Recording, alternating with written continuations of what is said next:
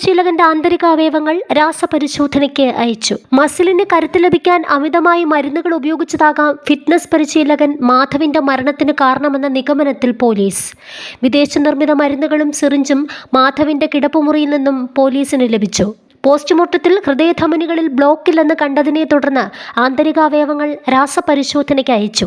28-കാരനായ മാധവിനെ ഇന്നലെയാണ് കിടപ്പുമുറിയിൽ മരിച്ച നിലയിൽ കണ്ടെത്തിയത്. തൃശൂർ വടക്കാഞ്ചേരിക്ക് സമീപം ഒന്നാംകല്ലിലാണ് സംഭവം. മണി കുമാരി ദമ്പതികളുടെ മകനാണ് മരിച്ച മാധവ്. ദിവസവും വെളുപ്പിന് 4 മണിക്ക് ഫിറ്റ്നസ് സെന്ററിന്റെ പരിശീലകനായി മാധവ് പോകാറുണ്ട്. ഇന്നലെ 4:30 എഴുന്നേറ്റില്ല. മുറി അകത്തുനിന്ന് കുറ്റിയിട്ട നിലയിലായിരുന്നു. അമ്മ വാതിലിൽ തട്ടി വിളിച്ചിട്ടും പ്രതികരണമില്ലെന്ന് കണ്ടതോടെ അയൽവാസിയുടെ സഹായത്തോടെ വാതിൽ തള്ളി തുറക്കുകയായിരുന്നു. അപ്പോഴാണ് മരിച്ച നിലയിൽ കണ്ടെത്തിയത്. മാധവിന്റെ മുഖം നീല നിറത്തിലായിരുന്നു. പാമ്പ് കടിയേറ്റിരുന്നോ എന്ന സംശയം ഉയർന്നെങ്കിലും ലക്ഷണങ്ങളൊന്നും ശരീരത്തിലില്ലായിരുന്നു. കട്ടിലിന് താഴെയായി കമിഴ്ന്നു കിടക്കുന്ന നിലയിലായിരുന്നു ശരീരം. ഉടൻ മെഡിക്കൽ കോളേജ് ആശുപത്രിയിൽ എത്തിച്ചെങ്കിലും മരണം സംഭവിച്ചിരുന്നു.